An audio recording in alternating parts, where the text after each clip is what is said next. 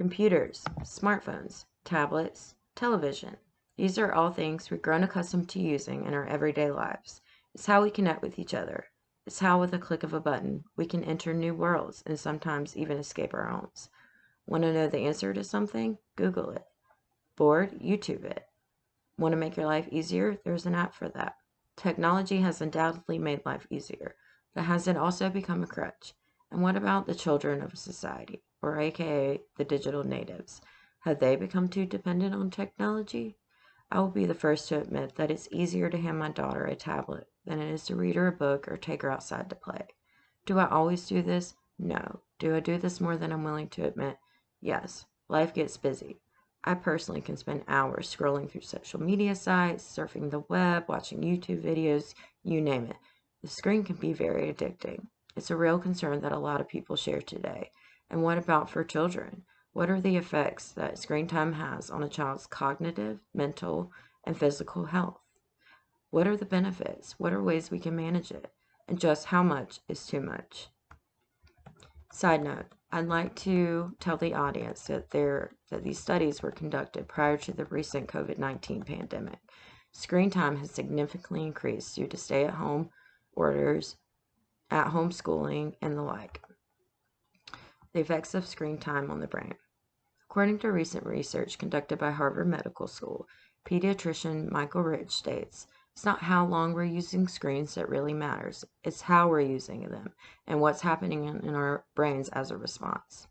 He discusses how a child's brain is constantly building neural connections, which help regulate his or her behavior. Screen time interferes with the development of these connections, making a child have a difficult time separating fantasy from reality. Let me give you an example. A boy plays the Grand Theft Auto video game. He may think it's perfectly normal to go out on the street, shoot people, take a car, you name it.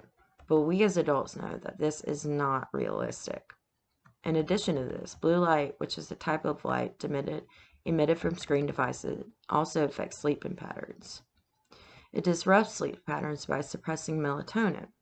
Also, a lot of teenagers will stay up late, texting, surfing the web, talking to their friends, and that decreases the total amount of sleep that they get, which decreases the amount of REM sleep that they get, which has an impact on their daily memory. But it's not all bad. There are some cognitive benefits to screen time. Brooke Oxler and others from the Pew Research Center state that 88% of parents say that platforms such as YouTube help children learn new things. 75% of parents believe that it exposes their children to different cultures. I can personally attest to this.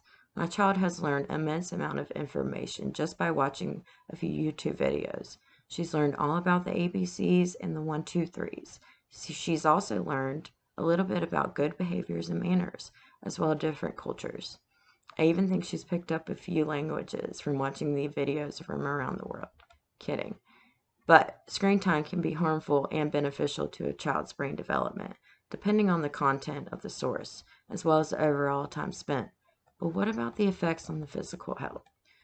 In a research survey conducted in 2019, researchers Nisa Stilnick and Dr. Russell Viner from the University College of London say that there is a large amount of evidence saying that higher television screen time equals higher obesity in children. They also state that higher TV screen time produces a less healthy diet. Physical safety is also a concern for most parents. There are online predators everywhere. Parents are understandably worried about their child's safety and them being exposed to these predators, as well as being bullied or harassed from strangers or even their own friends. It is more common for this to happen online because it is easier to hide behind the screen, as some may say. But there are some health benefits to screen time use. In fact, there's not enough evidence that supports the negative effects on a child's health. Think about the Nintendo Wii, which led the way for active video games. And what about Just Dance? That can work up a sweat as well. Again, I will reference my daughter. There are a few videos that she enjoys watching simply so she can sing and dance her heart out. There are ways for children to be physically active without having to go outside. Again, there are both negative and positive effects of screen time on a child's physical health. But what about the mental health? Stignick and Viner also found a strong amount of evidence that shows the association between higher screen time and depressive symptoms in children. Another downside relates to the variable reward system, which Rich describes as what you get when you go to a casino and pull the lever on a slot machine. It balances the hope that you're going to make it big with little bit of frustration, and unlike the slot machine, a sense of skill needed to improve. A young person's brain lacks a fully developed self-control system to help them with stopping this kind of obsessive behavior, Rich explains. For example, that same boy playing Grand Theft Auto may get some kind of adrenaline rush from killing people and over, which gives him a feeling of control. Also think about the middle school girl who bases her self-worth on the amount of likes she gets on Facebook. She feels rewarded or validated from these likes, but they don't necessarily mean that she feels validated in real life. Some children obsess over the amount of likes they receive instead of finding value in themselves for who they are. With this being said, however, some parents believe that their children can make new friendships with people they would have probably never met. My cousin recently married his wife, who he met online. My brother's best friend, who he also met online, just came to visit him. They've been friends for over a decade now. This is someone he would have never met in real life. There's so many types of people out there that you can connect and build everlasting friendships with, and these friendships help a child's self-esteem and overall well-being. In closing, the effects of screen time on a child's cognitive, physical, and mental development can be both negative and positive.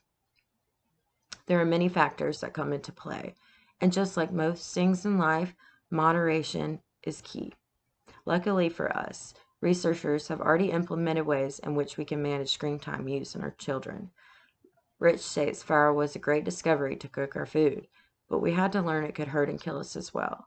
He encourages us to be emotionally present with our children, avoid screens before bedtime, involve yourself with your children's online world rather than forbid it, and teach time management.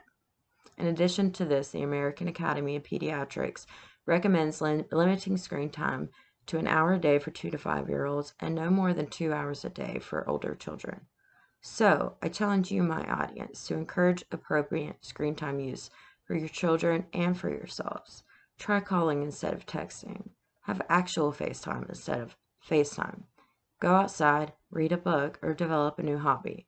I will end with this. Rich believes that children need a diverse menu of online and offline experiences, including the chance to let their minds wander.